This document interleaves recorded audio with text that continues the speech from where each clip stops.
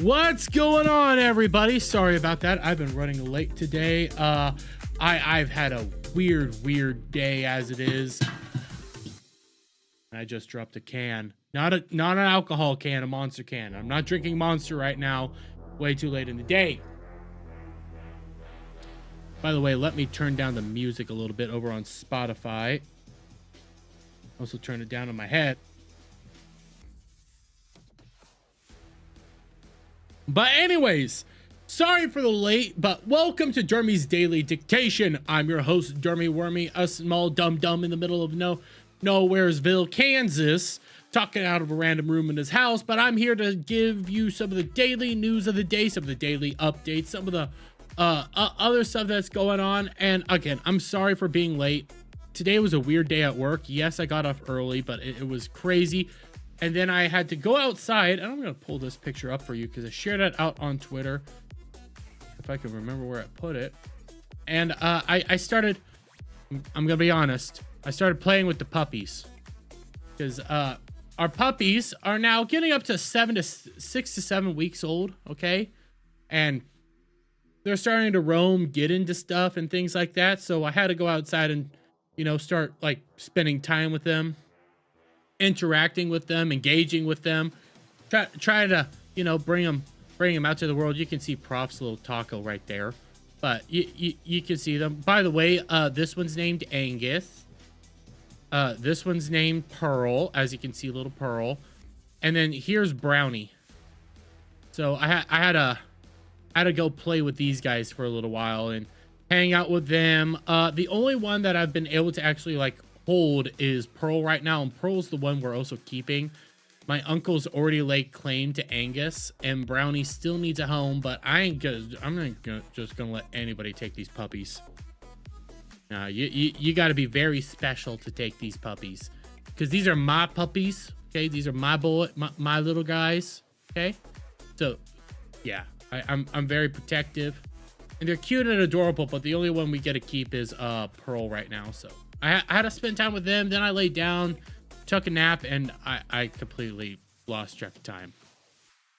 So yeah, it's been a day, but it's been a very eventful day, to say the least.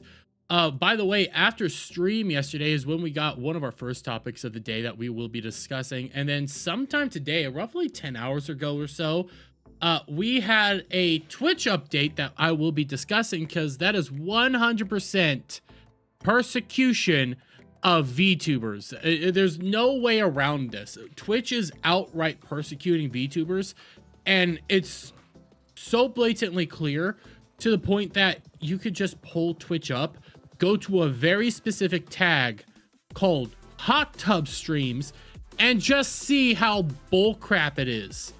What they do allow and what they don't allow.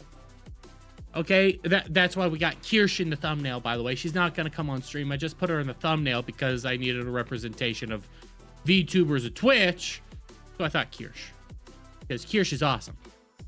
But we will be discussing, you know, Jody Turner Smith, blah, the Twitch updates. I have a couple other topics that we're going to be bringing up as well. I'm going to be talking Square Enix, Ubisoft. I'll give my thoughts on the Halo rebrand, because that's just stupid. And then last but not least, we're going to talk the Golden Joystick, because that is... You can't be any more open with the fact that you actively hate what gamers than ignoring two of the most popular games, well, actually 3 of the most popular games that have been out this year, and not even throwing them up there as a chance to win a award at all. But in the meantime, let me say hello to chat real quick. I know there's only 2 of you, but a few more of you will be rolling in, hopefully, as the time goes on. I see Jack Tarlad and Legatus. Hopefully more people hop in as time goes on. Again, I'm sorry for being late. I'm sorry for the late notifications. But if you do like this stream and you do like hanging out with me and all that stuff, please give this stream a like, share it up, friends. And if you're new to the channel, please hit that subscribe button as we go on throughout the day. If you guys have any topics you want me to talk about, just let me know and I'll see if I can pull them on up. So let me take a swig of water for this working man, and we'll get right into some of these topics, shall we? Ah, damn. Wait. Botrix has just now joined the channel? You're just now joining the channel? What? Oh, we don't hate you, Dermy, nor Jack, aka Gamers. I'm lost.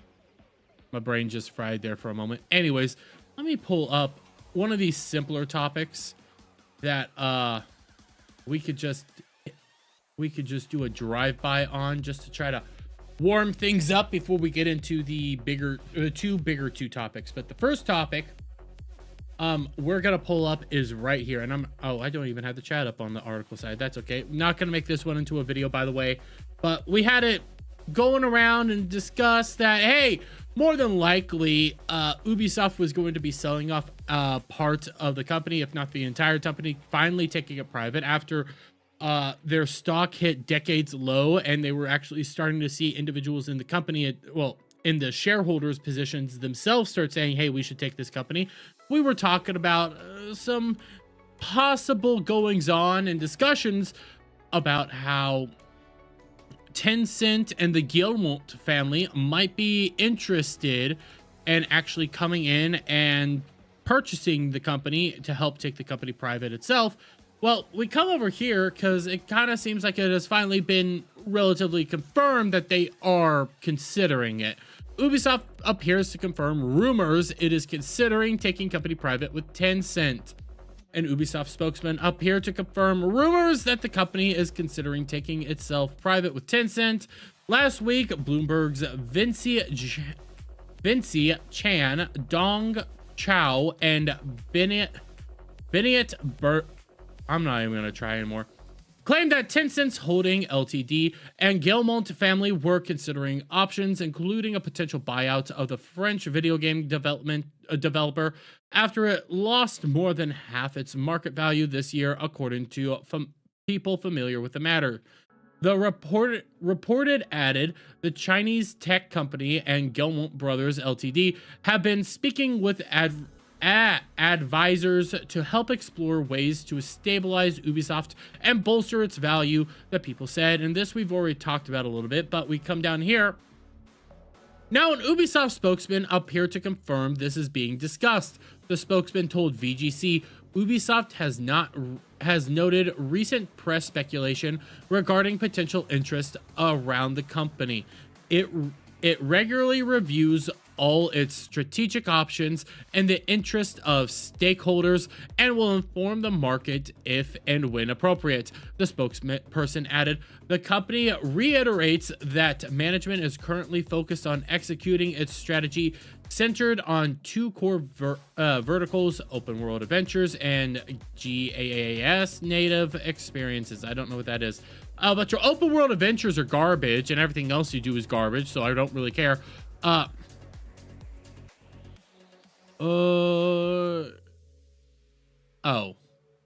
Dermy is a gamer. Jack Charlotte is also a gamer, and we don't hate either of you. Oh, that works.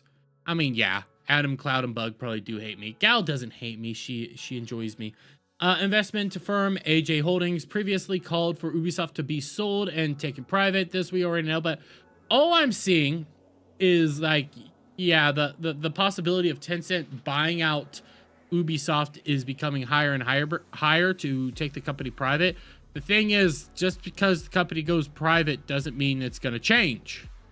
Let's be real honest here, guys. Just because Tencent is coming in to potentially purchase the company and purchase the games and do a bunch of stuff over there, that doesn't mean anything's actually going to change. That doesn't mean anything's actually going to go a completely different direction. And all it really does is make it that it's a whole lot easier for them to potentially cause some screwery and have some other issues come up in the long run.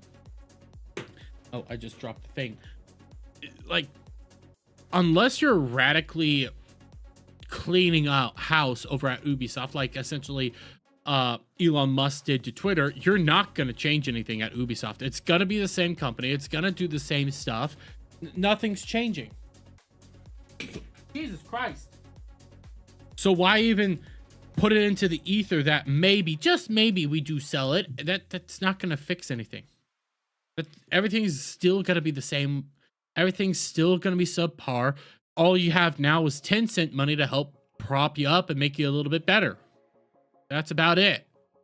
Everything else is kind of by the by. So what? Yeah, Legatus, I saw. Even the bot was freaking late. That's a new one. I don't even use bot tricks anymore. I just need to go hop back on bot tricks and tell them to basically F off, because I use Restream now for the chat, which I like the Restream chat a whole lot better. I think it looks better. I think it flows a lot better. It's not just this random block sitting up there that I can accidentally hide behind. It's actually something I can maneuver, and I kind of think it fits a little better.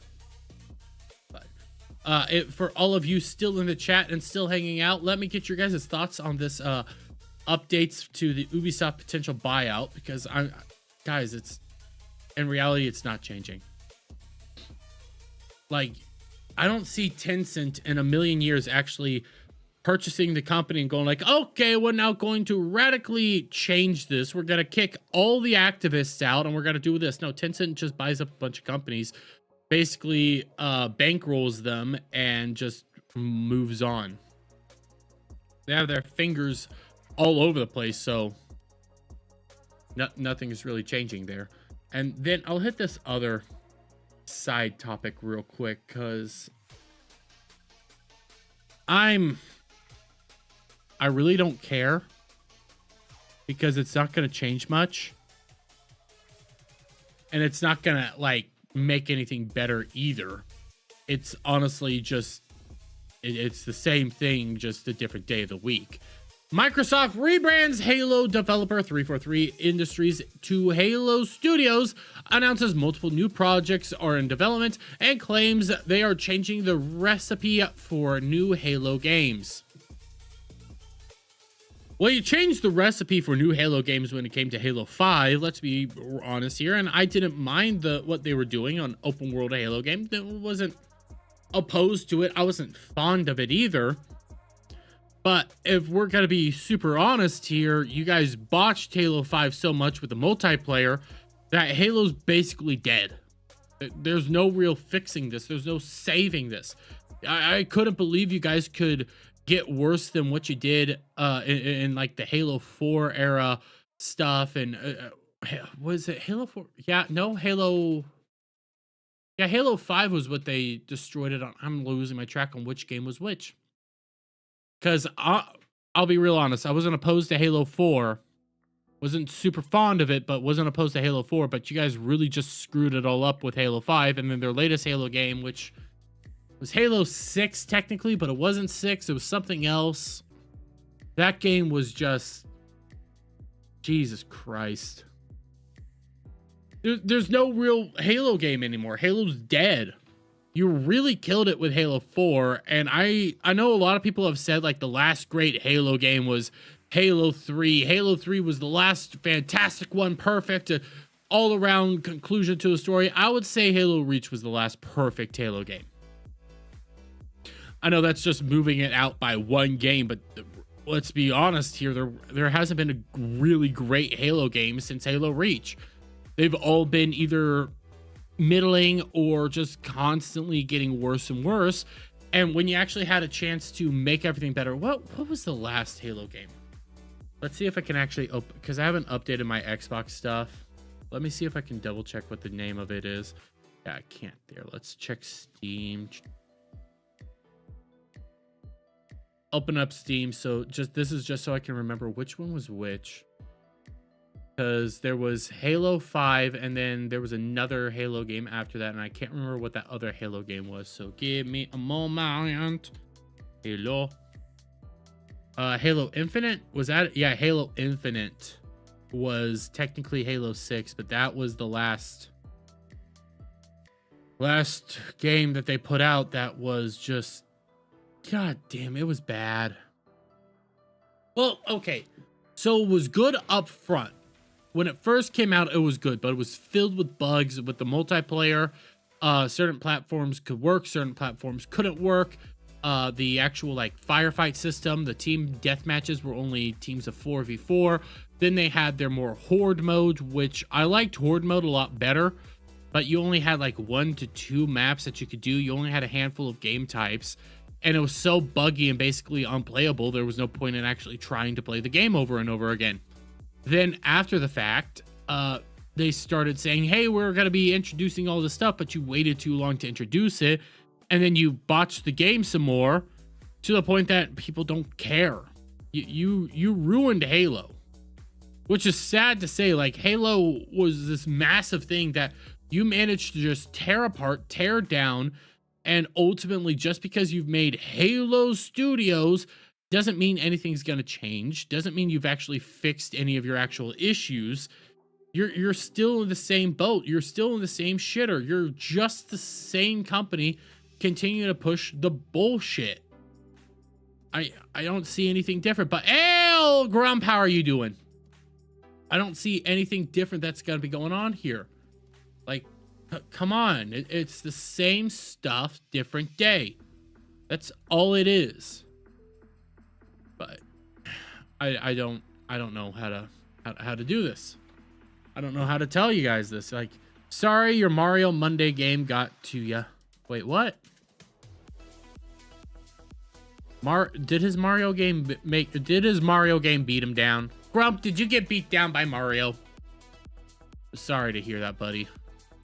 Mario Mondays, I need to get back into doing stuff like that, but oh, real quick, again, we will be doing Ballbusters Gaming on the 19th of October. So that's next Saturday, not this upcoming Saturday, but next Saturday, we're going to be doing Ballbusters Gaming, and we'll be doing that after our good buddy Horny Alf gets done with his 12-hour birthday bash stream. By the way, if you guys haven't gone over and checked out Horny Alf or watched any of his content, go over there and do that. Dude's like 500 some hours away from actual monetization. So please, please, please go help him out. That's why he's doing that big birthday bash, which I will try to hop on for a little bit. Might not play any games because of, again, Ballbusters Gaming. That will be on the 19th of October, where we'll be playing Among Us, and we'll have a bunch of people hopping on in for that. Still have some slots open and slots available to fill some potential people that might be interested. Hop in. I need to get some final numbers and final head counts here. Hopefully by Wednesday, I'll have like a full list of everybody that's actually interested in playing the game and that will be participating with us. So stay tuned for that one.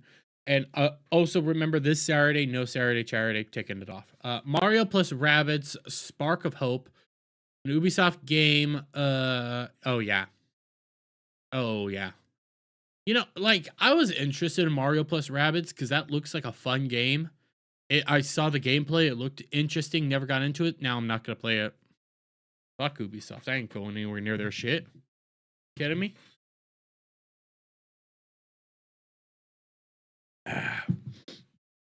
Okie dokie. Let's pull up one of these first big topics, shall we?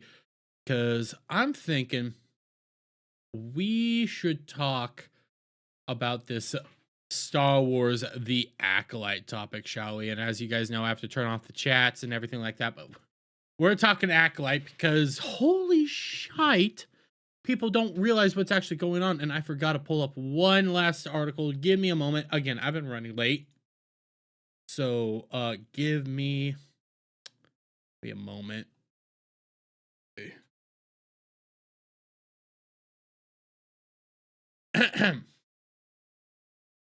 No, let's do this one. Obi-Wan.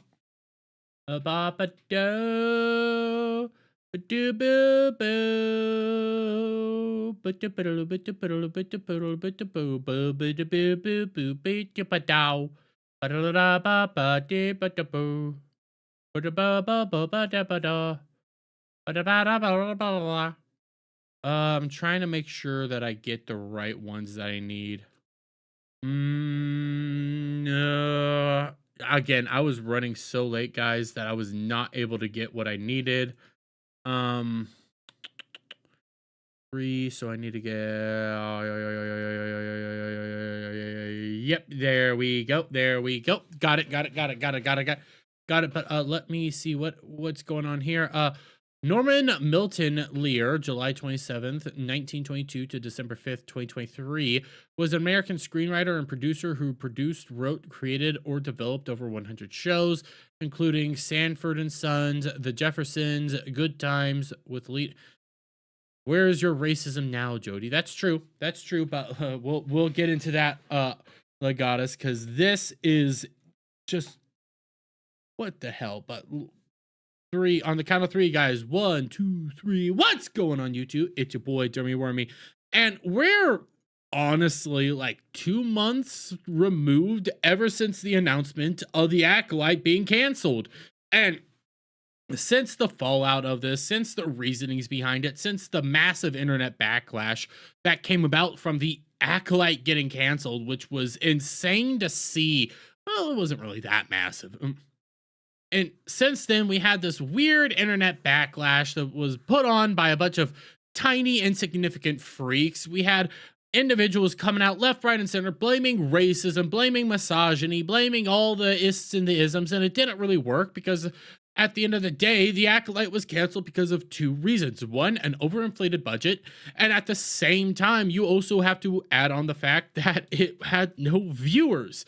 Nobody watched it. Nobody participated in the actual viewership. It was a dud, and it cost them so much money that the only rational decision was to outright cancel it. And it wasn't because of angry toxic men over on YouTube, blah, blah, blah. No, it was nobody wanted to watch it at all. But besides that point, besides the actual realities of the world, you still get people coming out here and saying things like this.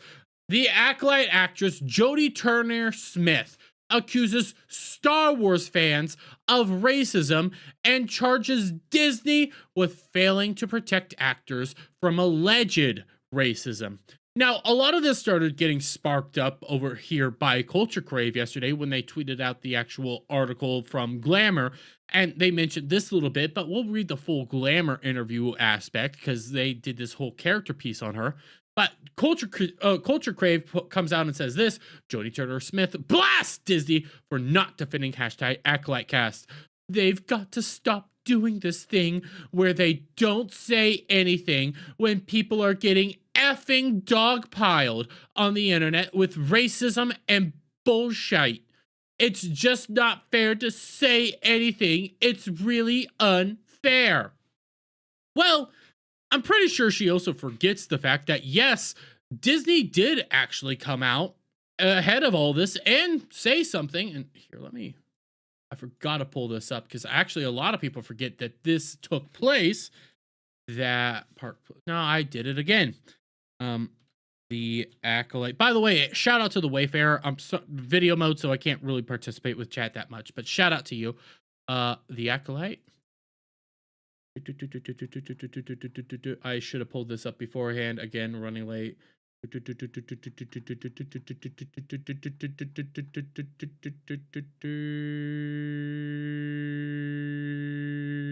No, that's the diss track.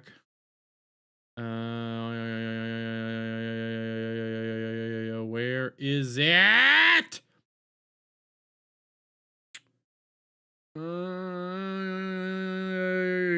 Where is it? Showrunner Leslie Headland implies show is no. Acolyte showrunner retroactively no. The Acolyte actress Amanda Stenberg no.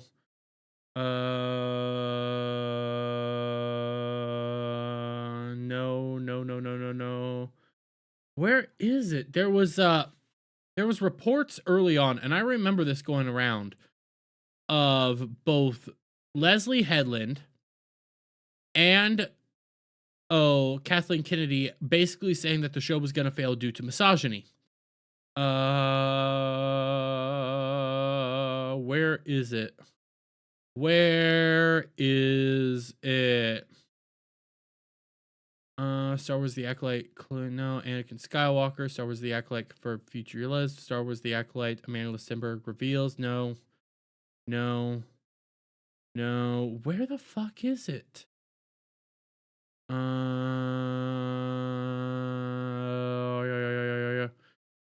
I don't think the wheels are turning too quickly. No, I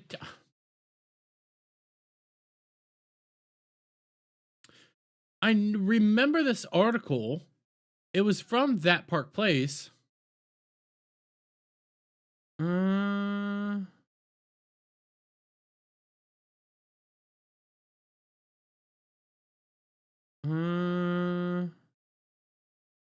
Leslie Headland, Catherine. Wait.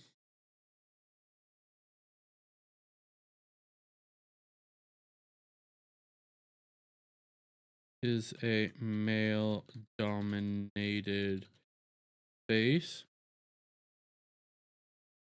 I remember this from. Here we go.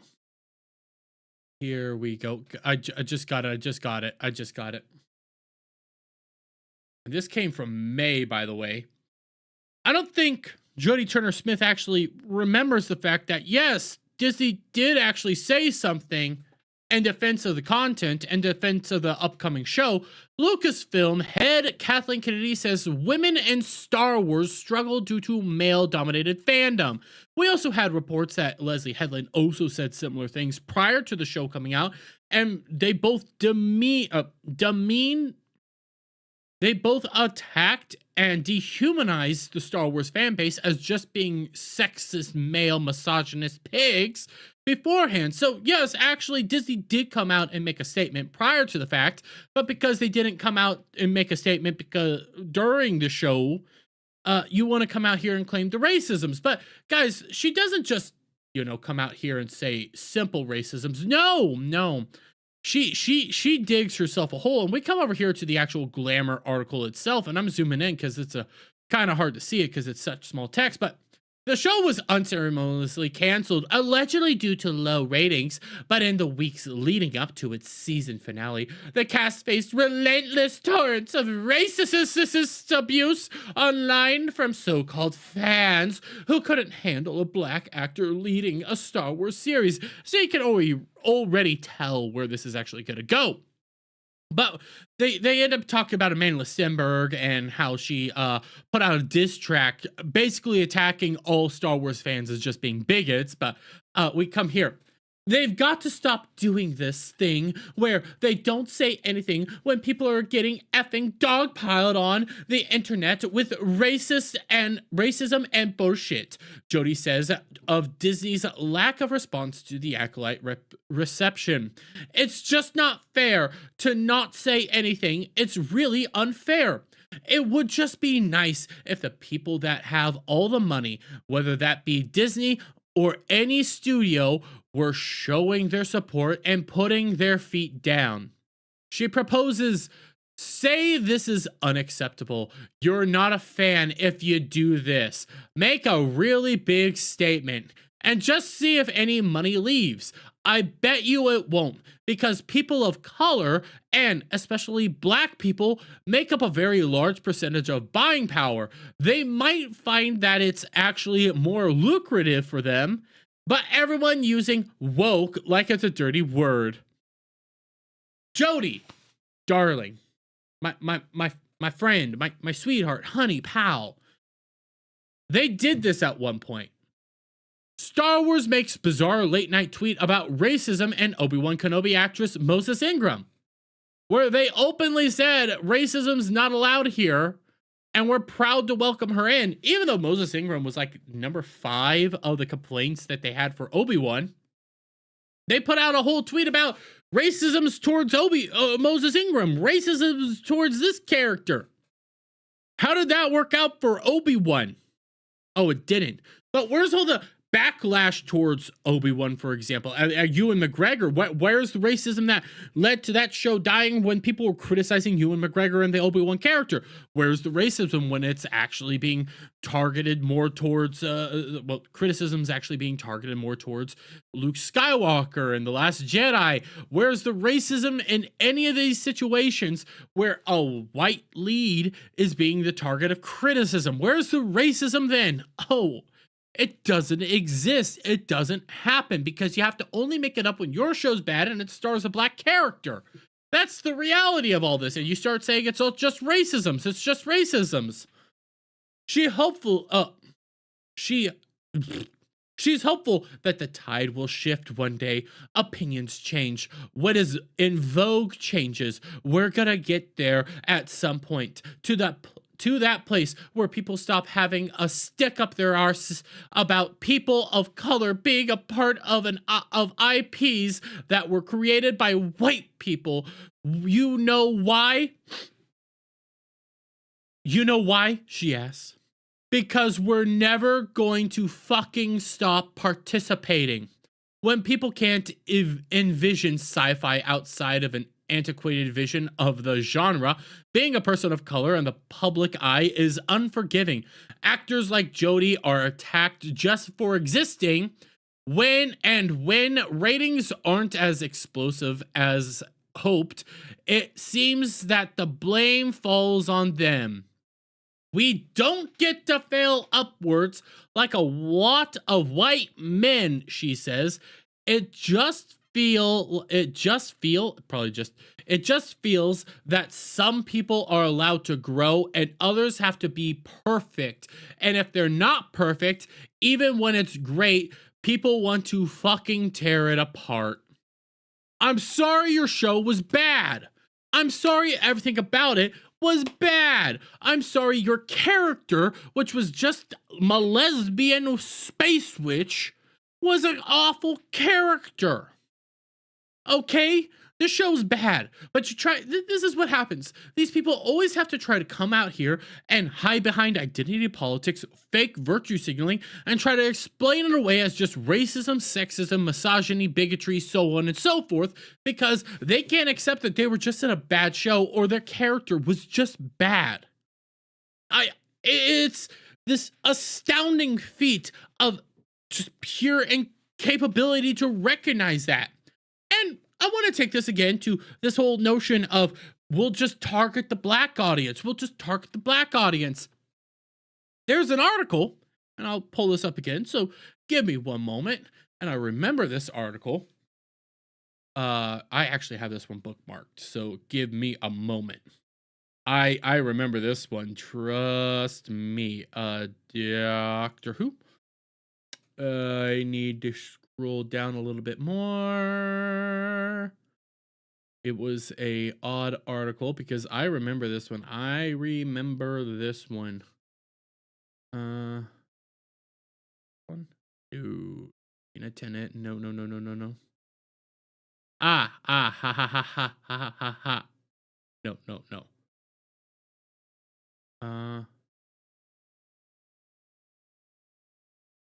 Fuck. Do I not have it again? God damn it.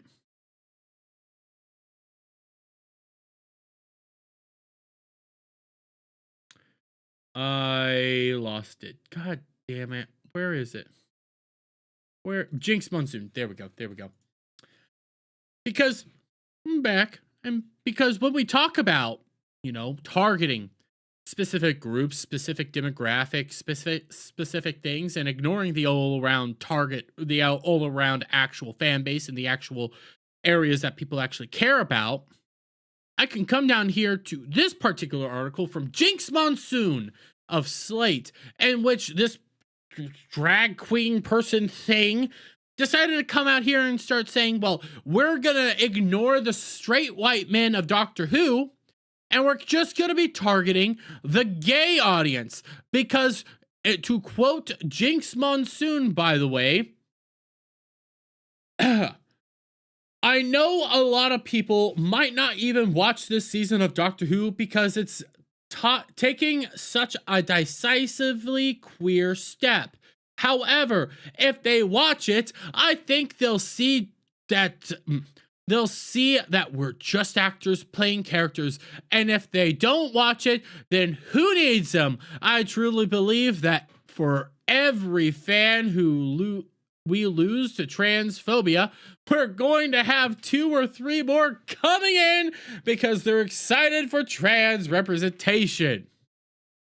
That didn't really work out that way, now did it, Jinx Monsoon? So when you start seeing Jodie Turner-Smith parroting similar talking points, doesn't really work out that well, does it?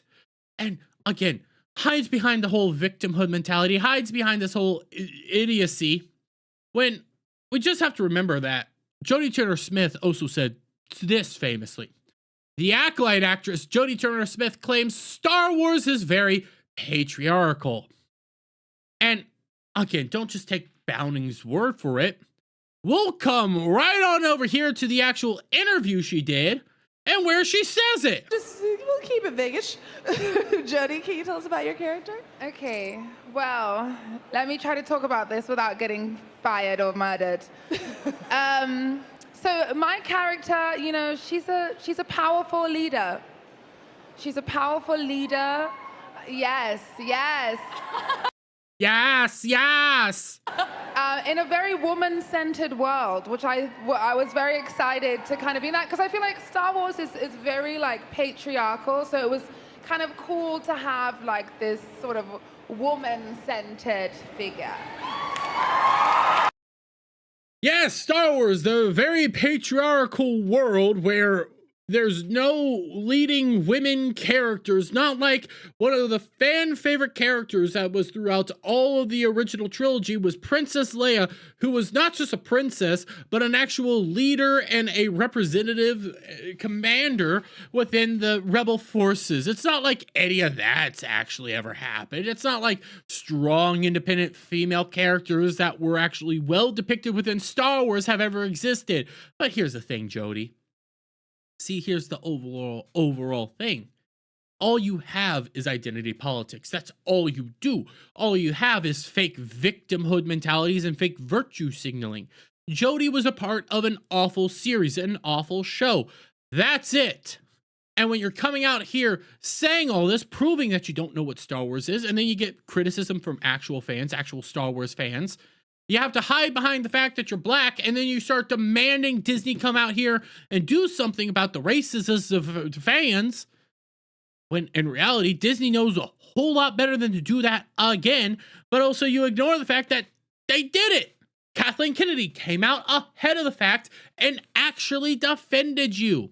Actually came out and said that they're going to face backlash due to the sexist fan base.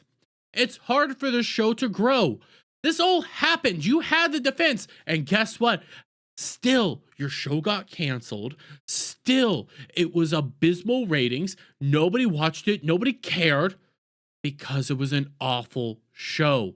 Plain and simple. You played an awful character. There was awful acting. It was just bad. Nothing to do with racism, sexism, bigotry of any kind. Just a bad show. That's it. But that's all these people have is fake victimhood and identity politics. That's it. But I'm going to leave it there, I'm going to leave it there, though. Let me get your guys' thoughts on all this down in the comments below. If you like this video, please give it a thumbs up. Share it out, friends. Hit that subscribe button. Hit that notification bell for every time I put out a new video go live, guys. And I'll see you all on the next one. Bye for now.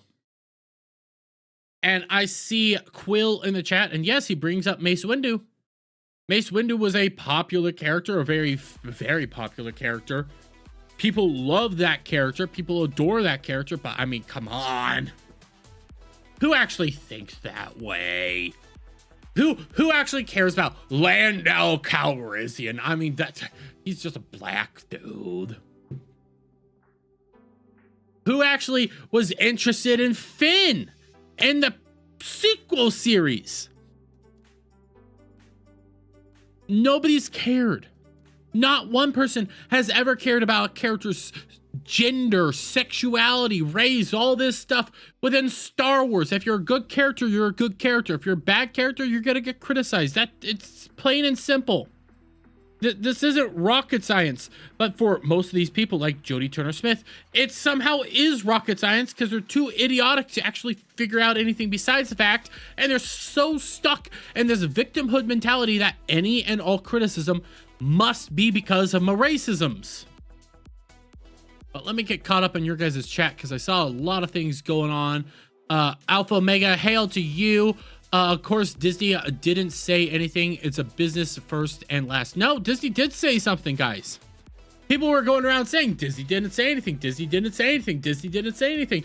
No, Disney said something. Kathleen Kennedy said something prior to it. And I know there's a Leslie Headland thing as well. That's why I was stuck searching for so long, because I do remember That Park Place did have an article on Leslie Headland talking before it, saying that they're gonna face backlash because of all the bigotry. I remember that being a thing. I know there's a video on this channel about it even. Everybody reported on it, but they were like, they never talked about it because they knew it was bad. No, they talked about it. They didn't care. They openly talked about it. So sadly, their business is not to make profit / entertain the paying customers / fans, is more about pushing an agenda / narrative now. That's true. Did they forget how Lloyd and Hayden were treated? They don't even care. Quill, they don't care. They've never cared. It's all them evil white racisms. Racism, dislike against white males is not racism. That's true. Hayden at least recognized the reason behind why the fans treated him that way and has made fans appreciate him more. Yep. It has 0% to do with race or sex. Garbage is garbage. Yep. My ex is guilty pleasure was true. Oh, I cannot say this. My ex and I's guilty pleasure was True Blood. The gay black guy in that was funny as hell and entertaining because he was a good actor and well written. Interesting how that happens. They did Finn way wrong. That dude had the biggest potential for a story.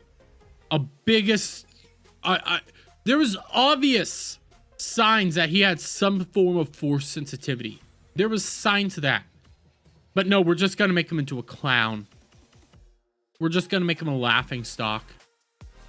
Because we want to prop up Ray. I was so looking forward to Finn. I was so curious about Finn. And by the end of it, he's just a clown. There's no story there. There's nothing connecting him. Just a clown character. Like most of the time with these characters, they're just used for virtue signaling, and then when there's an actually good character, who needs them? It's so interesting to see non-fans always come out here and actually try to say racism, sexism, and all that, because it's not true. It's the most untrue thing I've ever seen. Like, come on. How can you be this big of a dunce? And again, I'm sorry for not having all that stuff on Unlock and Key. But the moment I heard, I'm not kidding you, the moment I heard her say something like, oh, what was it? Oh, we should just be targeting the black demographic. You would have more people coming in who are black because of this. We should just be targeting that. I immediately went to Jinx Monsoon and what it said that entire time. That was like the most blatant example of, yeah, they said that there. How did that work out? Jesus Christ.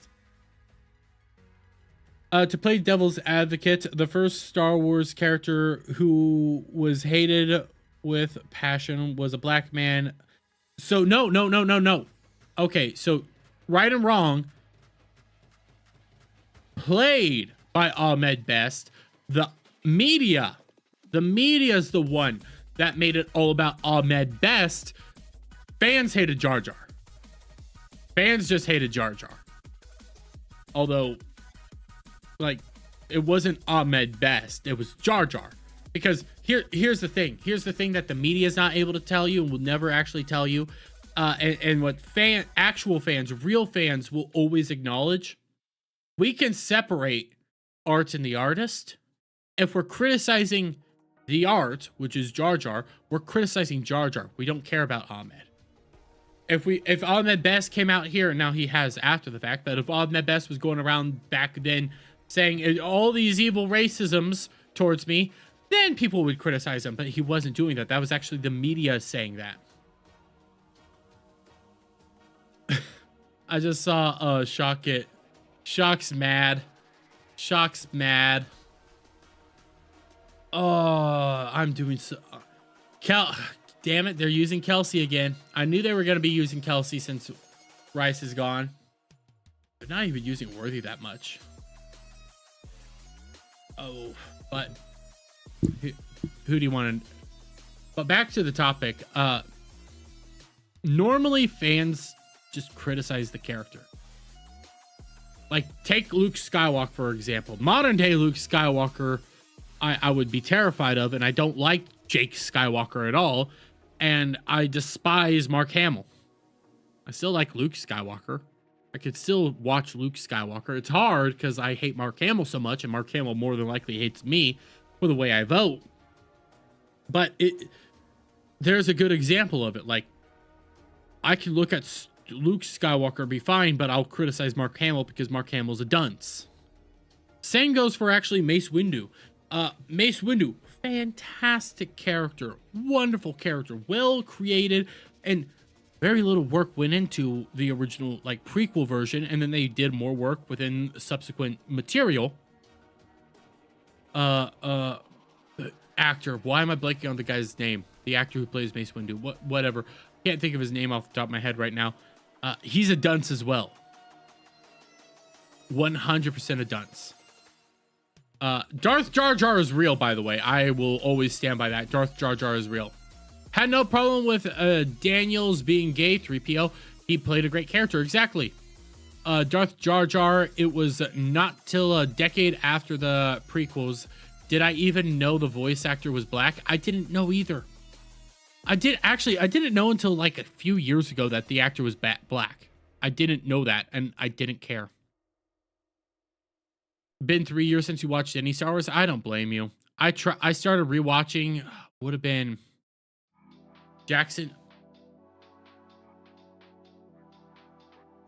I'm not gonna be able to. I know Jackson, but I want to say Michael Jackson, but I know that's wrong. ML Jackson, I don't know was wrong. Jackson is something. Well, I'll figure it out later. I'll finish what I'm gonna say on Star Wars, then I'll go back to my point on the Mace Windu guy. Samuel L. Jackson, that's his name. I'll say my point on Samuel L. Jackson, but I started rewatching Star Wars last summer. Yeah, it would have been last summer. Because talking about the Acolyte got me, like, I actually kind of want to watch good Star Wars. And then I didn't continue. But Samuel L. Jackson, back to my point on Samuel L. Jackson. He's an idiot. He was going around sucking the minge of freaking, what's her nuts? I just had the star's name, Captain Marvel, Brie Larson. She was going around sucking the minge of Brie Larson, saying she's just a wonderful, beautiful character. I can't believe everybody ever hates her, despises her. Like, it's just sexism against her. That's why people dislike her. It's pathetic. Like, Samuel L. Jackson is one of the most pathetic people I've ever seen. Yeah. Captain EO with Michael Jackson. Listen, the moment you put Jackson down, I'm going to be like, Michael Jackson? I'm not going to think Samuel L. Jackson because the dude's the biggest cuck I've ever seen. Plays some of the most badass characters in all of content history, but is also one of the biggest cucks ever. But, okay, we're going to go into... You know what? We'll do this one as an actual video. And I'll probably put this video up more later on. Because... kind of how I've been doing it. So after the stream, I'll put up a video. It does. If it doesn't, it doesn't. If it gets views, I mean it gets views. If it doesn't get views, it doesn't get views. But we'll do this kind of like the Asmongold Reacts one, where I'll specifically say this is a cut from the stream to help promote the stream a little bit. But on the count of 3, guys, 1, 2, 3. What's going on YouTube? This is your boy Dermy, and this is a current cut from today's Dermy's Daily Dictation.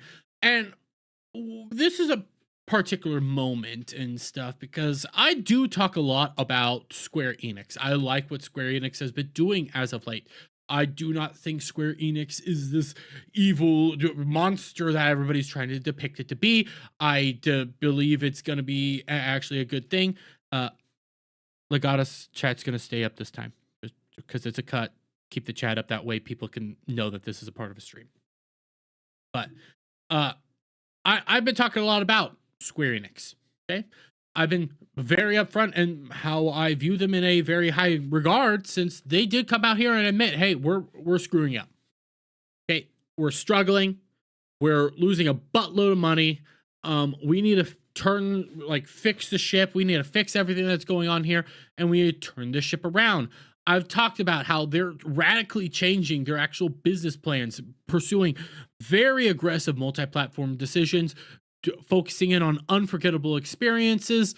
I've been thinking that this is a good path forward for them. They need to keep on it. We've been having the Dragon Quest debacle, which doesn't even seem to be Square Enix's own results on why that's getting censored and changed. That seems to be Western standards and sensibilities being forced upon Square Enix and forcing them to adhere to a certain political ideology, and that's the reason they're being forced to change. I've been talking a lot about this. I've been talking about how, hey, look, they've actually been removed from the Sweet Baby Inc. system. They're no longer a part of their actual, team. They're no longer a part on their advertising platform. They're gone. Like, it doesn't exist anymore. We've been seeing things moving around and things going in a positive direction, right? Till this happened. Square Enix pushes Pride with little goody two shoes, immediately turns off comments. So this was something that came out roughly last Friday or so, on Friday the 1st? No. On Friday the 4th. Okay. And this was a tweet that was going around from Square Enix itself, in which you come over here and you can see, come join us for our Pride live stream featuring Little Goody Two Shoes on Tuesday at 11 a.m. Pacific Daylight, whatever, PDT, /7 p.m. British Standard Time. We'll be chatting and giving away some game codes. See you there. And as you can see, they turned off comments. They turned off the ability to actually reply to this. Now, I can come out here and I can say wholeheartedly, I like what Square Enix has been doing. This is a dumb move. This is a dumb move. If you want to get out of your whole moniker of pushing woke ideology, allowing woke ideology and things of that nature to be seeping into your company, you know what you don't do? You don't come out here and promote a Pride event. You don't come out here and promote this idea that you're going to be doing Pride stuff. And then for fears of retribution, for fears of the comments that are going to be coming your way, because let's be real honest here, people do have a lot of criticism right now for Square Enix. You don't then turn off your chat. That just shows that you're in a really pathetic mode. You're doing pathetic moves, and this turns people off. This starts undoing all the goodwill that you have been working up and building back up, and turns people away, turns people off, because this is just stupid. Plus, we're well past the point of Pride Month, so why the heck are you doing it now? This is a dumb move. This is an idiotic move. Don't be going around doing this.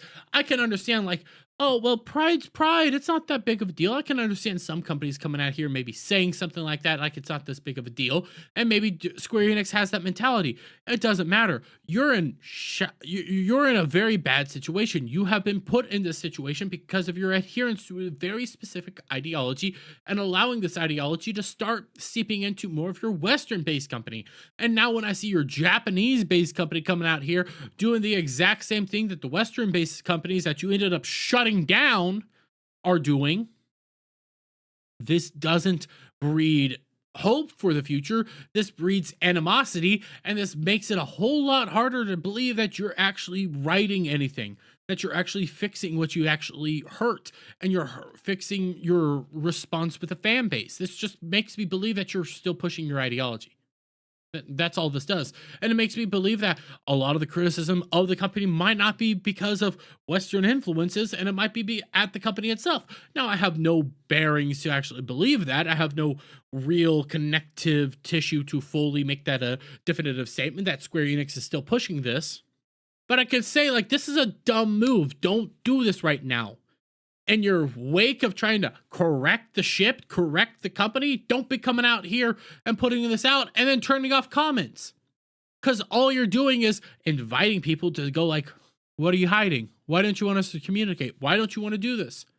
You've been trying your hardest to fix your reputation with your audience, to come out here and be like, hey, we're here for the gamers, we're here for the audience, we're here for this.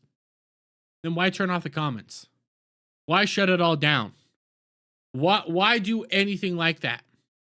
This is just a stupid move. This is just an idiotic move. You didn't need to do this. I'm still here by your side. I could still say, hey, I'm a Squeenix fan. I like what you're doing. I like everything else that you're doing. This is one of the dumbest moves I've seen you guys do as of late, when everything else seems to be, hey, we're trying to fix this. Now, again, there could be a logical explanation. Maybe there's Pride Month over in Japan right now going on. I don't know. And you can also take it to the mega corporate side where they're like, oh, well, people like to celebrate Pride. Let's go do that. Don't be doing that right now. Stay out of this stuff. Stay out of the politics. Stay out of the agendas. Stay out of all that stuff that the West says that we all like to do. Just stay out of it. Stay away from it. Don't be doing this. Because right now, the best path forward is just focus in on putting out good games, putting out high quality games, putting out these unforgettable experiences like you have told us that you want to do. Focus in on that. Don't focus in on over here. Don't focus in on the activism. Don't focus in on the social politics and everything like that. Just focus in on good games, good storytelling, and your company will start seeing return on investment. I don't like seeing this. And as my chat has just recently pointed out, shout out to Alpha Omega, Pride in Japan is the same month as the US, so it's June. So why the hell are you putting out a Pride thing now? Nothing here is making sense. Nothing here is working the way that it should be working, and all I'm seeing is a dumb move made by Square Enix that people are going to now use to justify them not changing, not turning the ship, not making everything right. When, in reality, I don't know what this signifies other than a really idiotic move by you guys. Outright idiotic. But that's all I have to say right now on this one. This is... it's just abundantly clear that this is a dumb move, and if this is any sign of what's actually to continue coming with Square Enix, they really haven't learned anything. But I'm gonna leave it there, guys. Let me get you guys' thoughts on all this down in the comments below. Look, give a thumbs up to this video, share it out, friends, hit that subscribe button, hit that notification bell for every time I put out a new video go live, and don't forget to check out Dermy's daily dictations every Sunday through Thursday at 7:30 p.m. Central Standard Time. Bye for now. I'm trying to do these whole like Dermy daily dictation moments and things like that, but to bring this back to this topic and stuff, this is dumb. This is just idiotic. Why are you doing this? Like, Alpha and I have had back and forths all over the place. We've even debated this on Twitter. This is a dumb move. Don't do this right now when you're trying to fix your notion that you're not this dumbass company, that you're actually trying to do right by the customers and right by the gamers. This is a move that just proves that you've completely lost touch and that you don't know what's actually going on anymore. Same reason they always do it. Make Pride 24/7 to indoctrinate and propagandize. So what I'll say, when I take a look at this, I see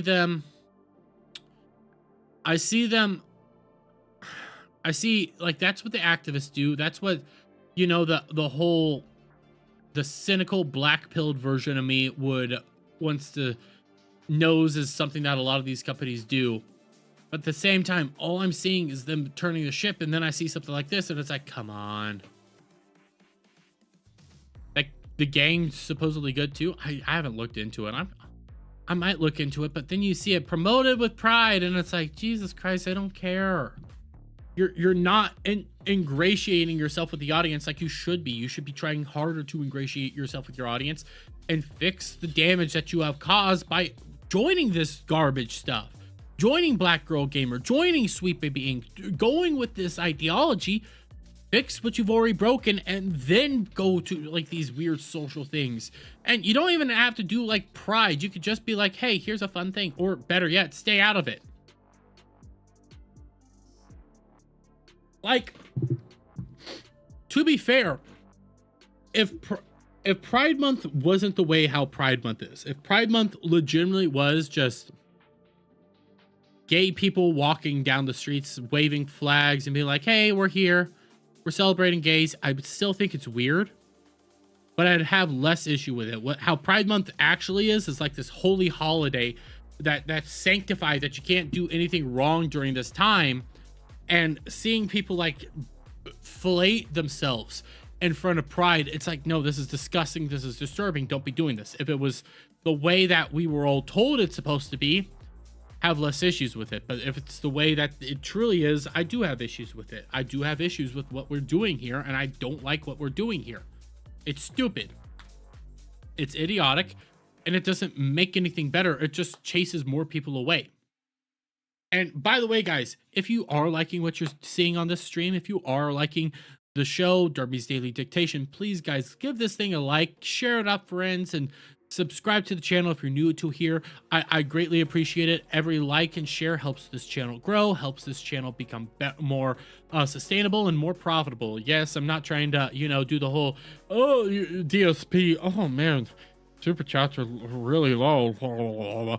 No, I'm not going to do that, but it does help get eyes on here and helps the channel grow and potential people to send super chats. So that's just the reality. And again, guys, if you want me to have any news that's breaking or anything like that while I'm live, let me know in the chat. Because that Jodie Turner-Smith thing happened while we were live last night. Or shortly after we ended the stream, all that started coming out. Which is just goes to show how life works sometimes. Oh, let me pull something up before we get in, because I might do the same thing. The whole here's a topic for after the stream on, I don't know where I'll put it because I can't just drop it on my main channel right now. Well, I could. Might just drop it on the main channel. But let me pull up another topic, and then we're gonna get into the VTuber stuff because this is ridiculous. I want to pull this up. Let me get over to my. Let me get over here. Here. So you guys remember my my Asmongold reaction video I did last night? I didn't really promote it. I just dropped it. I put it out there into the world. And sometime this morning, I ended up seeing this. This was an actual comment on my video. Hey man, just a heads up. I reported your video for using the Netflix logo. Also, your mic sounds trash, not to mention the cam quality. Might want to improve on these topics since your content is pasta bullshit anyway. I don't know what pasta bullshit is, but serious question, guys. How's my mic sound? Mic sound good? The video quality, a little grainy here or there, but video quality pretty darn good. You can tell that I'm getting another like pimple thing here on my cheek. You can see the strands in my beard. I think video quality is pretty good. No, all this comment was a man who just wanted to be angry, which I responded to him this way. So you're just angry because I'm willing to bet money. I'm willing to bet so much money that all this person did was see Asmongold in my thumbnail, went over to it, just saw the intro and the what's going on YouTube, and then decided, you know what, we're gonna report this because I'm mad. That's all this person did. Yeah, where is his great channel? Nowhere. Actually, I might be able to look at that. And I don't want to, this is gonna sound like I'm crying here, but there is this weird thing. Yeah, true. Where's your content, bruh? There is this weird thing where there's everyday people that come out of nowhere and will just start taking a look at other like small YouTube. Oh, I pulled up his channel. All it has is a favorites playlist, so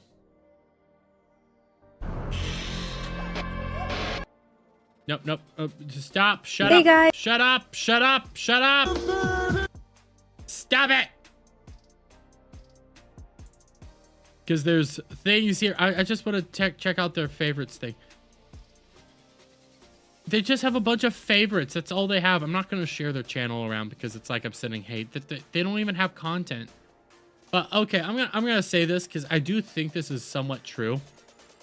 A lot of these crazy hater people, they come out here out of the blue, just randomly, show up. They have no content, but they'll show up and they'll start judging you and criticizing you and saying you should have the exact same equipment, exact same mic quality, exact same cameras as Asmongold, as a Destiny, as all the massive streamers in the world. And it's like,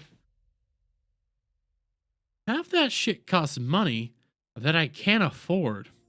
Like, take a look at Jeremy.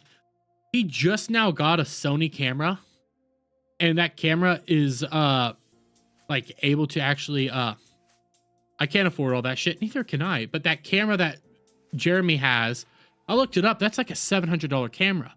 I would love like the oh, what is it? The really nice cameras that people use. I think Prof has one. Like it's an actual camera that you have to get a cam link for. It's on the tip of my tongue. I can't think what it's called right now, but they look really good. I could get a wide angle lens. I could do all sorts of really nice stuff with that. I would love that camera. I would love a Shure mic. You know, a Shure SM100, maybe a nice Rodecaster. I can't afford that. I'm fine with what I got. I'm a small-time YouTuber. I'm not going to be that big guy. And if I chip out a bunch of money for all this very expensive equipment and I don't get there, no point. My kids need to eat. 700 would feed her for 3 months. Yeah. Alpha Omega, they've been pushing Pride hard the past 2 years in Japan. Government buildings, Kirisu companies, and NGOs putting rainbow crap everywhere. Looks like a unicorn puked on these buildings. I could believe it. That's right, Mustang. At least I don't use a Mac. Like, the next big upgrade I have for the channel that I'm working on, which is still a few months out, it might actually end up being after Vegas next year. I would like to get an upgraded PC, like a actual pre-built PC, not like a corporate PC. Like, here's an HP, go use it. I want like a actual pre-built nice PC that I can upgrade as time goes on. I can take parts out, put parts in, and I'm looking at prices for those. I need a lot of money. That's going to be a big investment. It'll pay off in the long run, but that's going to take time to do. That's going to take effort to get there. I can't just come out here and say, yep, I want to spend like $3,000 on this PC. Thank you very much. No, I need time. And speaking of that, I'll pull up the PC I have been looking at. And no, I'm not looking at this PC because of Asmongold, because he's apparently affiliated with this company, Starforge. Let me pull it up. This is the one I'm looking at. The Voyager 2 Pro over on Starforge. Because it's for creator series, so it's made for streamers and things like that. Yeah, it only has 2 spaces of RAM, which sucks, but the RAM that it does come with is where was it 32 gigabytes of RAM, which is nice. I would really like the Elite, because this thing looks fucking awesome, but I can't afford that. So yeah, don't get a Dell. Very few models can be upgraded. So I don't have a Dell, but I have an HP. I have their Victus, and I have their strongest Victus that they have. And I had to buy another stick of RAM. Well, I had to upgrade my RAM because it was too low. So yeah, I would like a upgraded PC. That is a goal of the channel, is to be able to afford that. But we're talking $4,000, $5,000 there. So it's gonna be some time to get that. It's gonna take some work. It probably won't get done this year. unless I do like a mega stream where I'm basically like showing up my butthole to get it.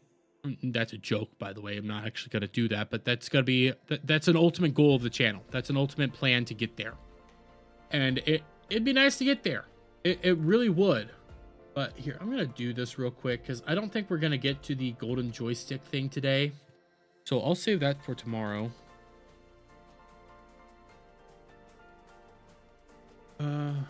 Because we still have to get to the VTuber topic.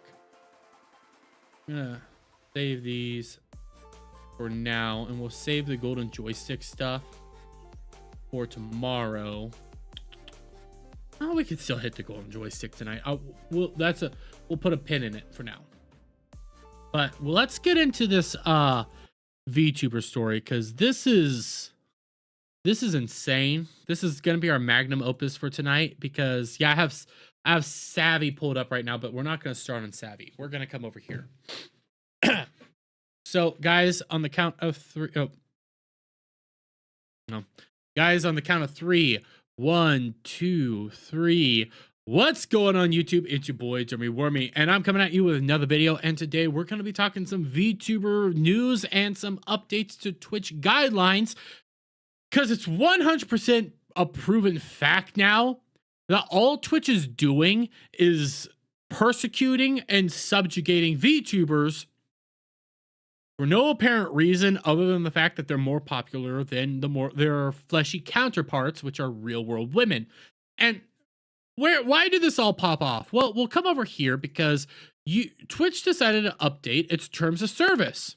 And we see this new enforcement note on attire. No prohibited examples were provided. And you see this enforcement notes and clarifications, content warnings.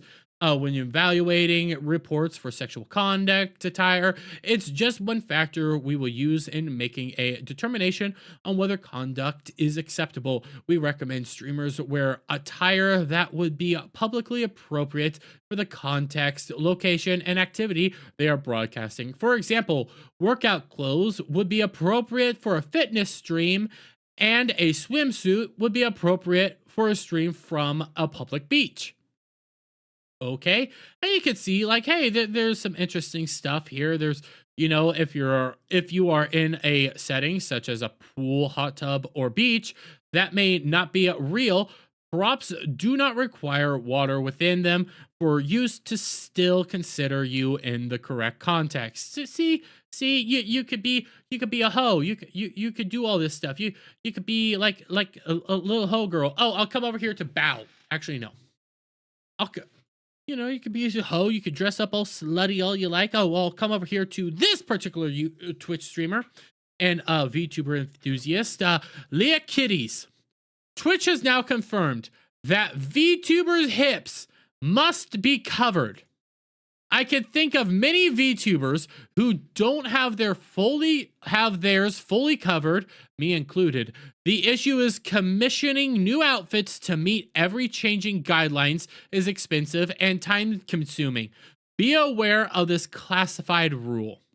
And you come here, and this is rules by Twitch. The attire policy applies to VTubers in the same way it applies to other streamers. Genitalia, buttocks, hips, female-presented nipples, and underbutts must be covered at all times on general streams. These guidelines apply to VTuber models, but not video game characters, including those uploaded into games such as VR chat. Hit coverage is often forgotten in this rule. Please be sure that your VTuber model covers this area. Now, I'll come over here to Bow and Lucy, but Bow has a really good response here. How the F is covering myself in diddy amounts of baby oil and going down a slip and slide in a bikini less of an offense than being a PNG. Come on, bro. Because that's true. And there's videos going around of this thing. There are girls that will in fact sit there in their bikinis while they'll play a game covered in baby oil, and they'll have a camera pointed at their butt in a bikini covered in baby oil, just jiggling the entire time. I can't pull half this stuff up on YouTube without getting banned. But heavens to Betsy, a VTuber shows her hips. A VTuber shows off maybe her tummy. Heavens to Betsy, that's for shame. This PNG file is gonna cause World War III if they show their hips, but real world fleshy people, oh, you guys can jiggle your ass all day and night. Yeah, but we'll come back over here. I want to zoom in on something here. VR chat. VR chat is a-okay, guys. VR chat. Here's Camille. Now I might get in trouble for this, but hey, at Twitch, I hope you know that content like this is 80% on the VR chat category. Yet VTubers, PNGs are facing all the suspensions, either ban both sides or don't ban it at all. This is effing dog shit, which is true. This is 100% allowed on Twitch, but you have to be in VR chat. This here, VR chat, guys, VR chat. Look at that. You got to be in VR chat. But a PNG file, a PNG can't do this. By the way, the most VTubers do is flash those areas for shock factor. And on the other hand, VR chat is borderline porn category, but they're not ready for that conversation. Experiments. Me wearing this exact outfit, but as a VTuber, and count down the seconds until my ban. That will 100% happen.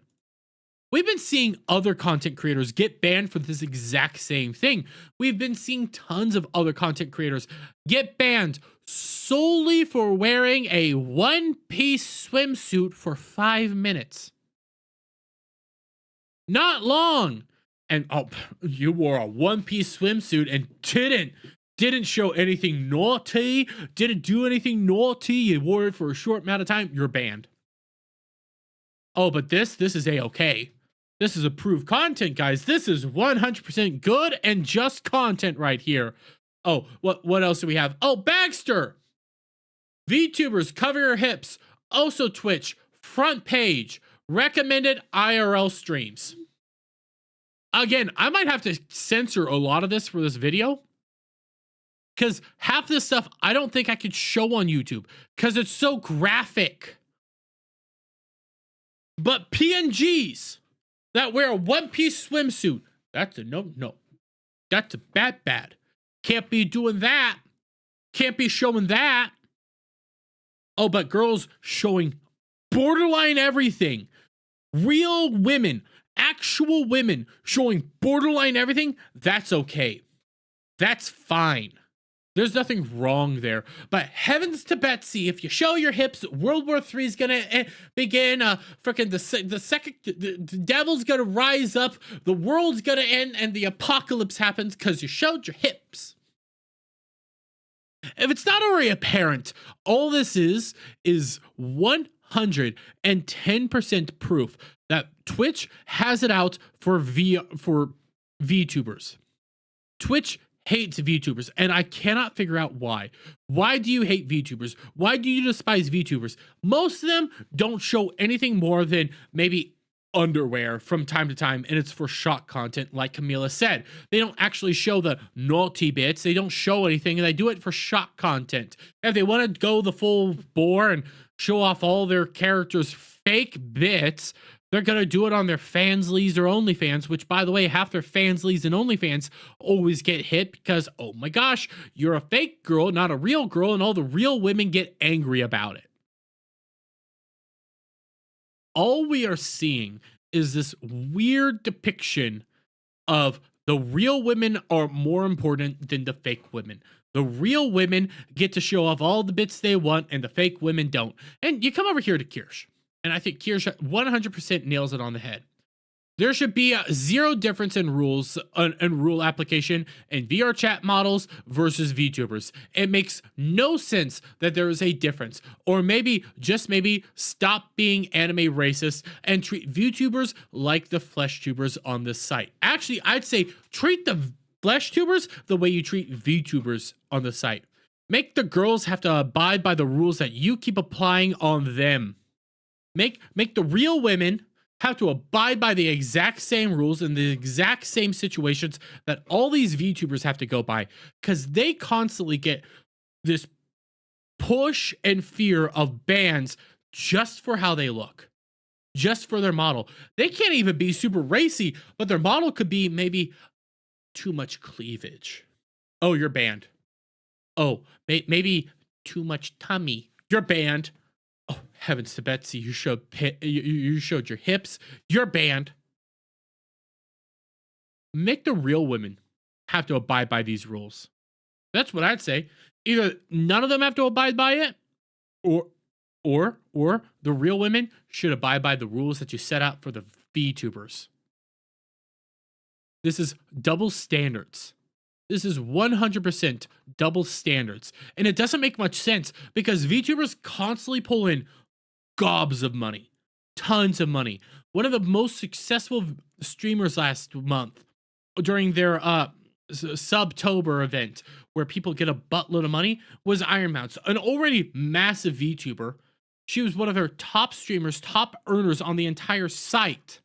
That means making a lot of money for Twitch as well, not just her. Twitch as well, and they're still gonna anime racisms them. They're still gonna persecute them. Why? Because they're fake?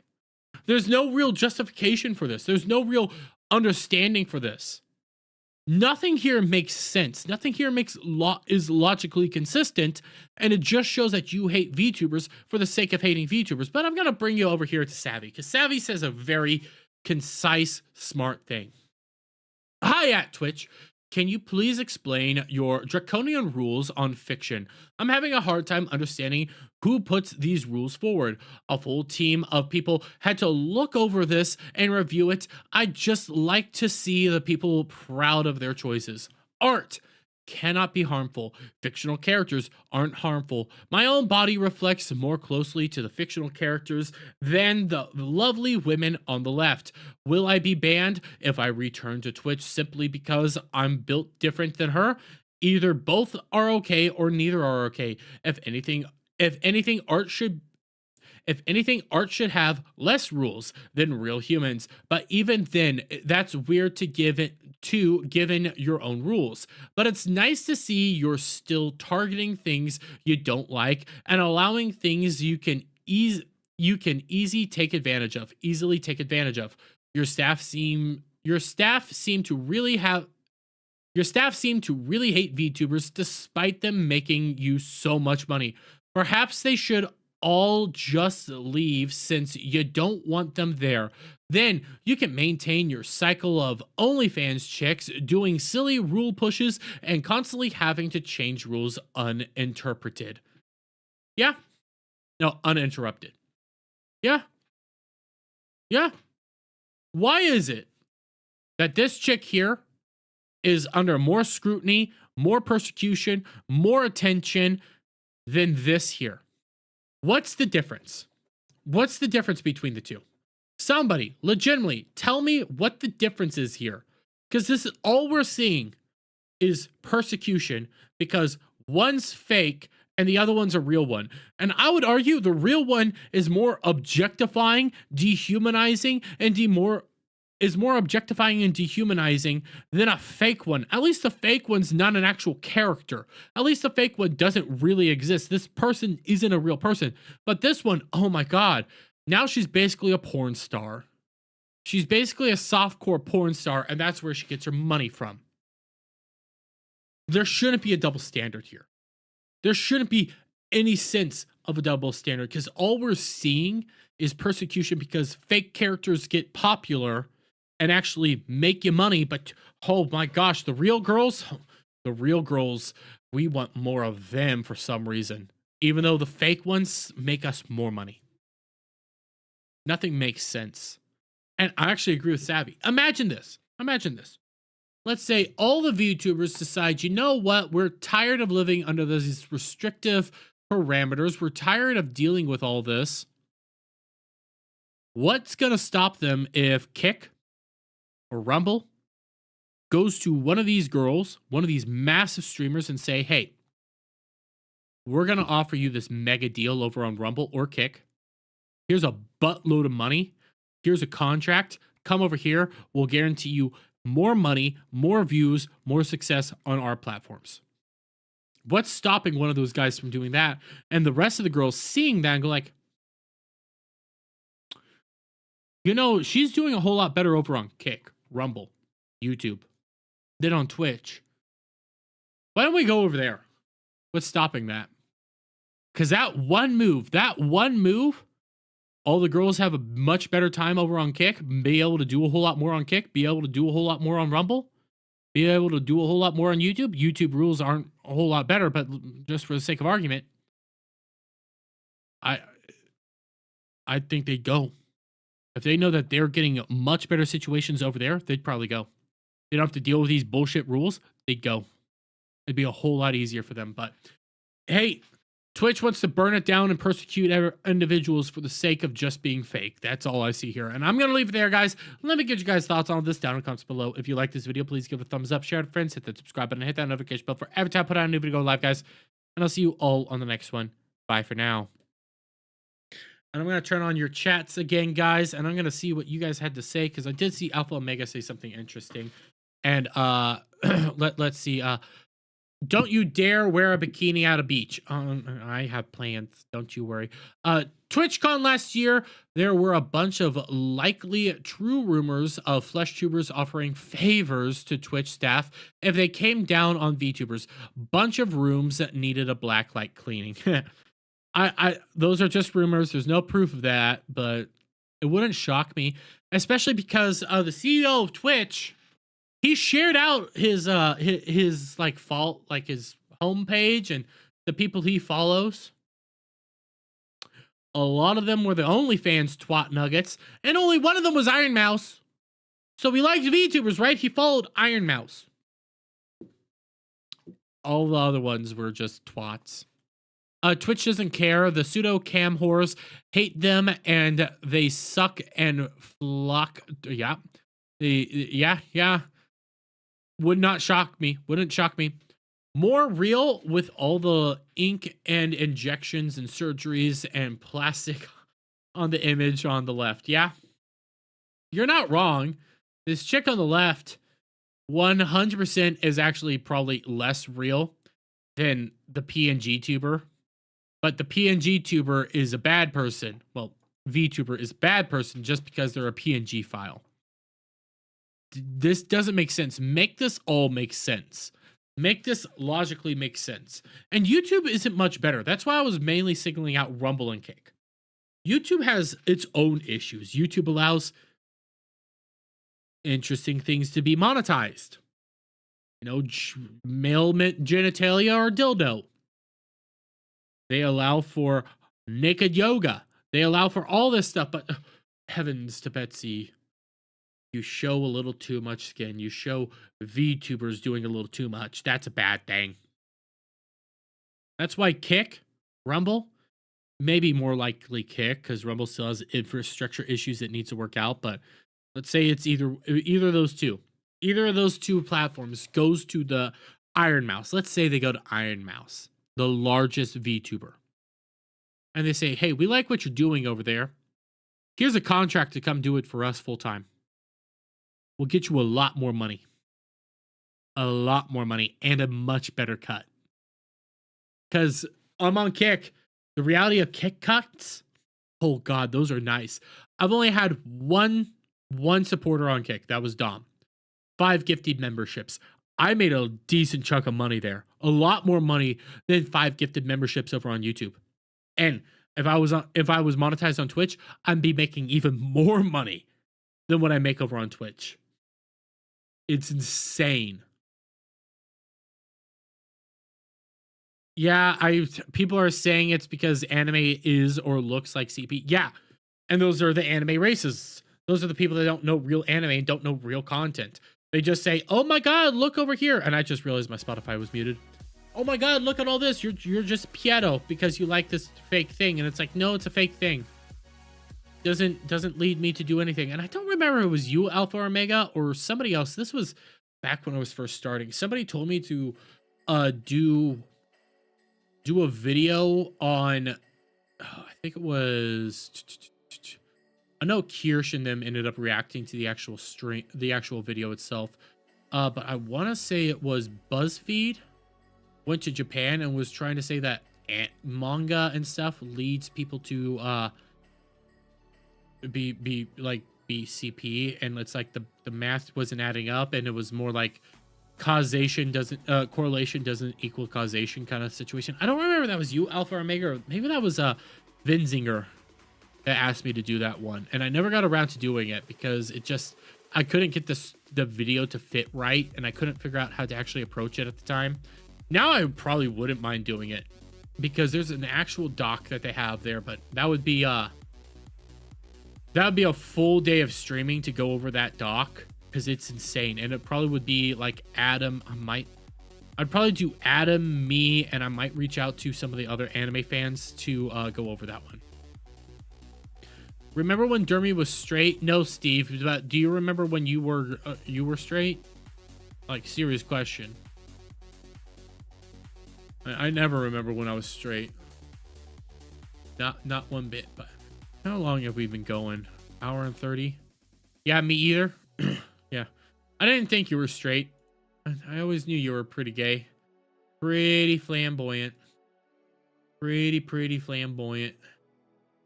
Poor Steve. By the way, how am I doing the league? Let me refresh. Oh, there's still a chance. There's a chance for Shock to win.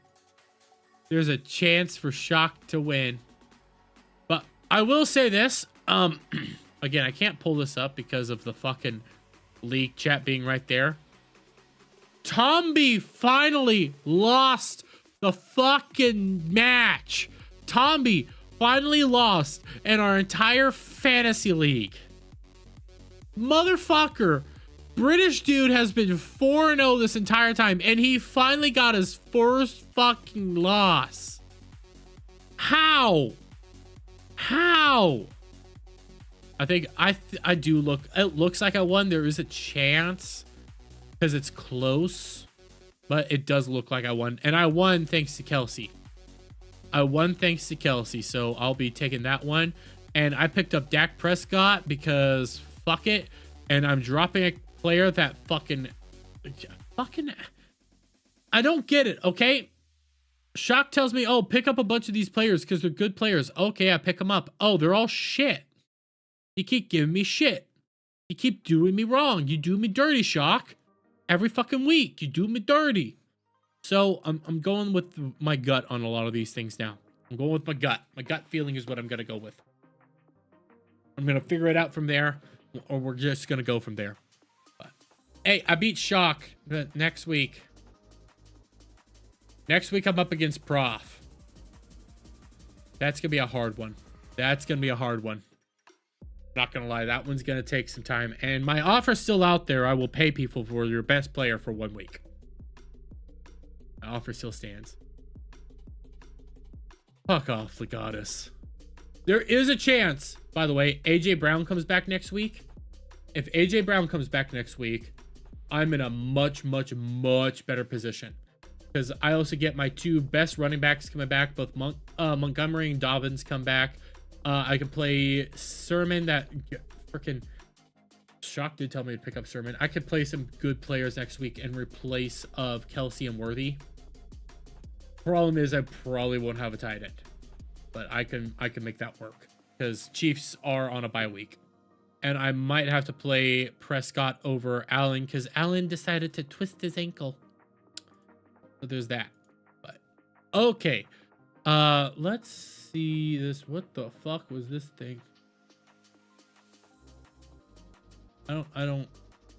Wokeism HQ. What the fuck is this thing? What? CEO of I'm this person just followed me, so just give me a moment. CEO of why the hell is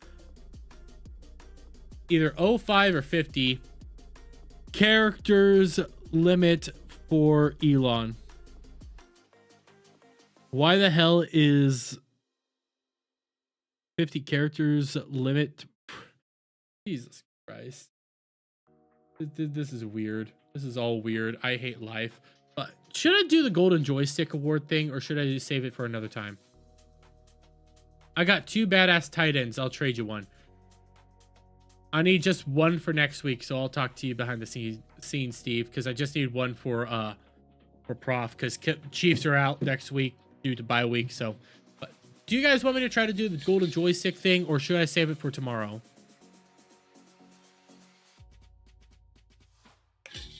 I'm probably gonna save it for tomorrow because what's going on over here is insane. It's crazy, and I think I could do a whole segment on this and put it out as a video for probably Wednesday, or I could do it. It's only 9:09. What the fuck is it? Okay. I'll give you a rundown right now real quick. So the Golden Joystick is an award ceremony that comes out once a year. They do a bunch of games that they come out on. They say, hey, here's a chance to win a game. Here's your reward. Here's your reward. You know, where the voting is going on right now. And the interesting thing is some of the games for like best PC game of the year, best games of the year and stuff like that. There's a few games missing from the list. Games like frickin' Stellar Blade's missing, Black Myth Wukong's missing, and even Space Marine 2. All 3 games aren't on any of the Golden Joystick's actual like runners up and people to play it. So that's why, do I do a video on it now, or do I save it for tomorrow topic? I'll do a video on it now. Fuck it. Fuck it. And what I'm going to do, I'm going to pause this. I'm going to do this. And I might do this the same way I did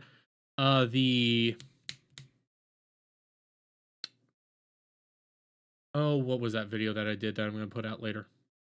Now? Do it now? Okay, I'm going to do it as another, like, thing for Dermy's daily dictations and stuff like that. So, and I might put it out later tonight as well. Schedule it out late. See how that goes, because we'll do it. Actually, no, I'll turn off the chats. Ah, fuck, wrong one. Here we go. So on the count of 3, 1, 2, 3.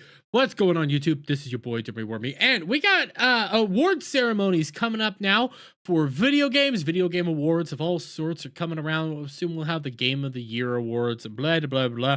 And most gamers honestly usually treat these the exact same way as most other content that these mega corporations put out. Give them little to no actual care in the world. It's just another award ceremony where they're gonna come out here, bloviate a bunch of stuff, and give the awards to something that honestly doesn't deserve it, and ignore all the other stuff that actually people care about and people like. But one of the game awards that is just around the corner is actually the Golden Joystick. The Golden Joystick Awards are coming up now, and the voting has begun for the Golden Joystick. They have all sorts of interesting categories going on, all sorts of interesting things coming on up. You know, best storytelling, best multiplayer game, best visual design, best indie game, best indie games, so on and so forth. You can see all this stuff. Best audio design, which is a new one. Best soundtrack, which is a new one. You can see all these awesome categories, and Forbes actually has gone through the work and given us like, hey, who's up for a lot of these categories? Who's up to potentially win?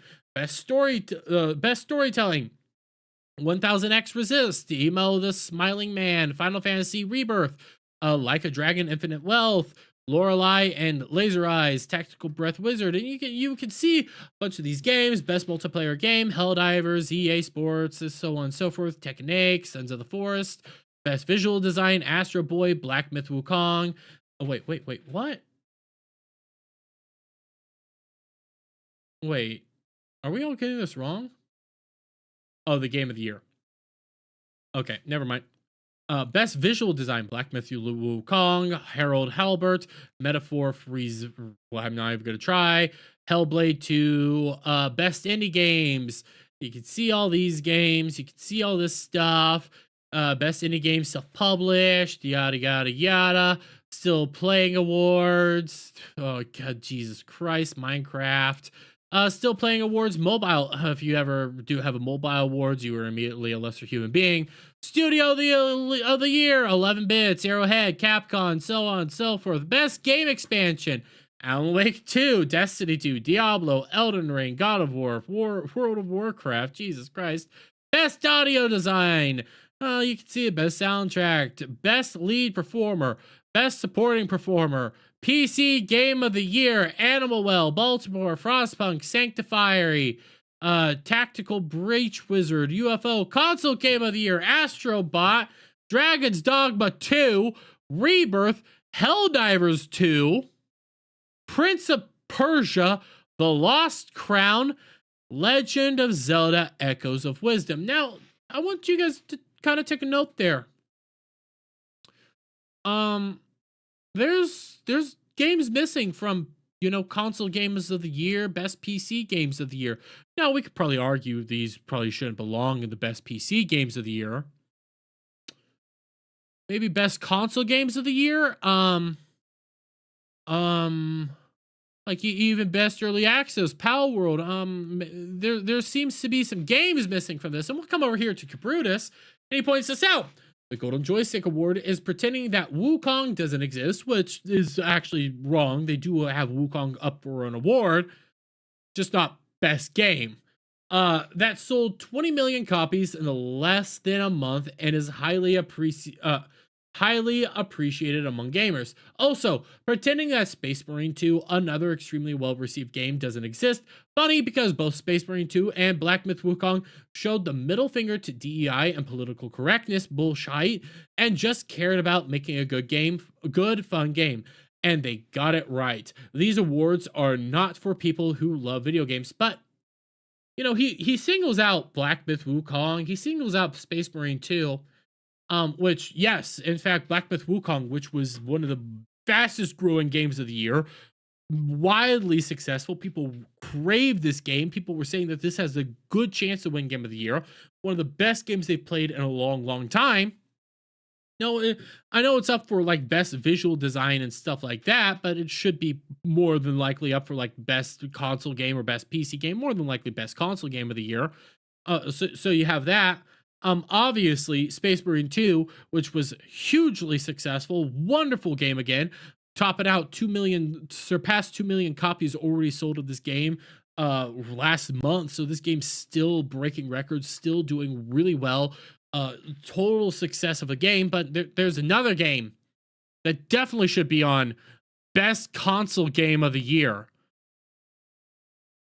Shift Duff's Stellar Blade. Stellar Blade, which sold right around Q2, 1 million copies. By the way, this is a single platform game, only on PlayStation. Super successful. Got a bunch of people actually playing the game. Made a bunch of money. Tons of people were talking about it. Highly successful video game. Why isn't Stellar Blade up for best console game of the year? One of the most successful games as of right now. All three of those games are highly successful. Why aren't any of them up for best games of the year? Why aren't a single one of them up there for any of these positions? Because I could come down here, best early access. I would say Power World, decent. Lethal Company, decent. I haven't played Deep Rock Galactic. Hades 2, well, that's up there for the my progressive stuff. But then you go best gaming hardware, best game trailer.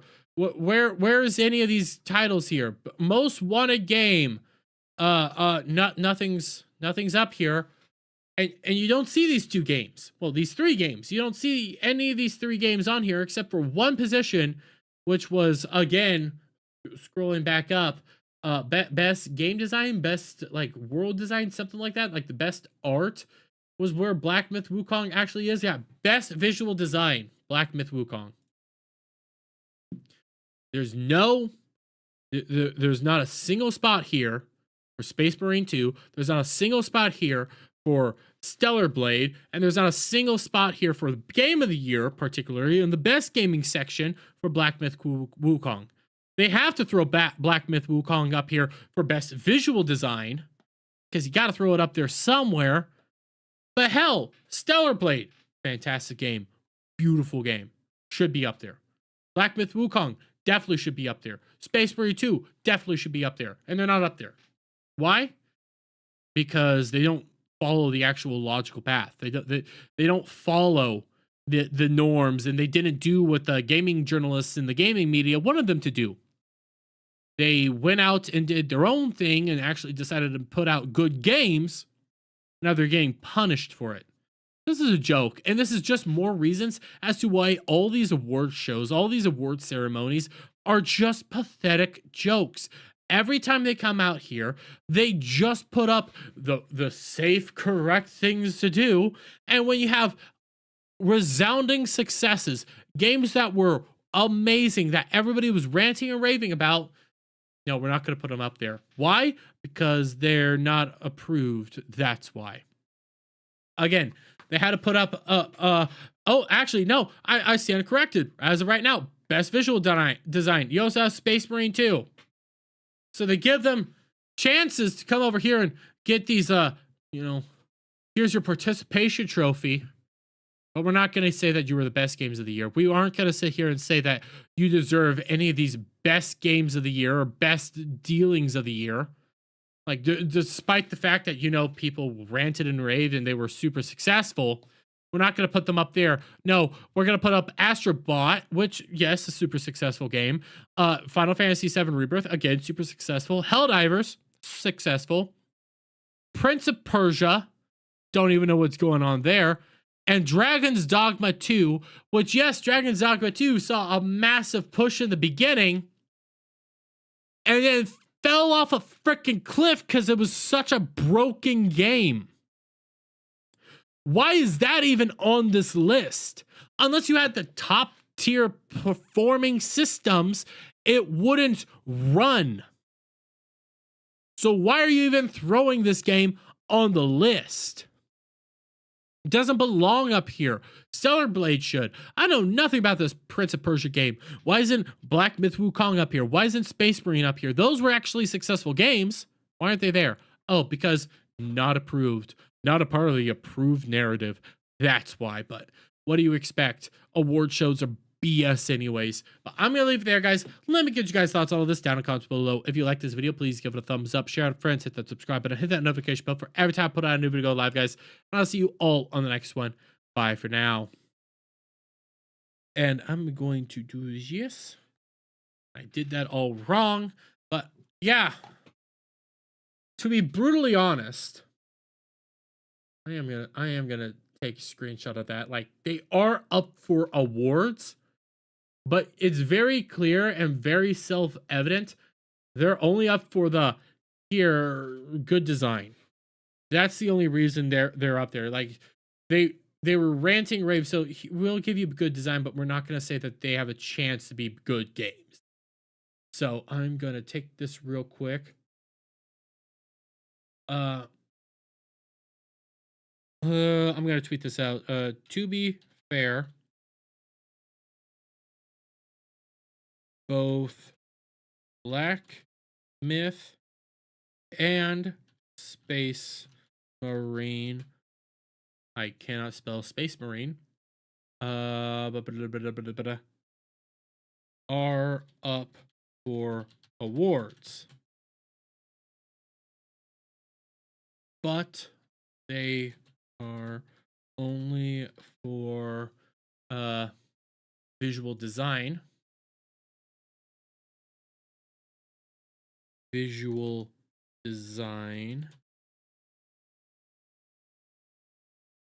Actually, they are only for visual design. I cannot spell design for some frickin' reason. Yeah, I spelled design right. Why is it saying I didn't? Design and Stellar Blade isn't on the list at all. And I am going to show off the screenshot that I took because they are there. But it's 100% the you did way too good, so we have to throw you up there, but Stellar Blade isn't on the list at all. So there's that going on. Concord will win Best Game of the Year. No, well, no, but just like how sci-fi / fantasy movies are usually only nominated for visual / sound technical categories in the award shows. Yeah. They're never up there for best game or best anything because we don't want to put them up there. It's not right to put them up there. We don't care what the fans actually say. We don't care what fans actually like. We don't care what gamers actually like in this instance. But we're going to ignore that, and we're going to go with what the approved narratives are and what the approved games are. But so there's that going on. I'm going to figure out when to drop that video. I might drop it tomorrow morning or late tomorrow night. Depends on when I can get that edited. So there's going to be that. But in the meantime, guys, I'm going to start wrapping this all up. I'm going to start calling it a night. I need to do something because I forgot to do that. So do da ba ba bear. Boo da boo. Let's see. Do I have anything else I need to check up on before I go? No? Okay, but before I do close out, remember, guys, I'm going to turn on Spotify again just to get this going. Remember, guys, October the 19th, which is next Saturday, not this upcoming Saturday, but next Saturday, we will be doing Ballbusters Gaming, which will be a bunch of us coming together, roughly around 15 of us, to play Among Us for 3 or so hours, and that's going to be starting at 7:30 p.m. Central Standard Time, and we'll go for maybe 3-4 hours, and it's the inaugural Ballbusters Gaming. It's going to be a fun time, tons of fun, have a bunch of people coming on up. That's going to be what we're doing, and we're going to be also doing that after Alf's 12-hour birthday bash over on his channel. Hopefully we can get that man monetized here soon because he's only 500 some watch time hours away from monetization. So please go check out Alf and watch some of his content. Again, though, this Saturday I will be taking off, so I will not be hosting a Saturday Charity. I don't know if Static or any of them might be hosting a Saturday Charity. All of them, they have the ability to stream what they want. They can do whatever they want. So Saturday Charity will probably be going on. I just won't be the main host of it. And on Ballbusters this Friday, we do have Ryan Roger Athy coming to join us. So check it out. And in the meantime, guys, you all have a wonderful night. Have a fantastic day tomorrow. And always remember that you are loved, cared about, and 100% awesome people. So take care and bye for now.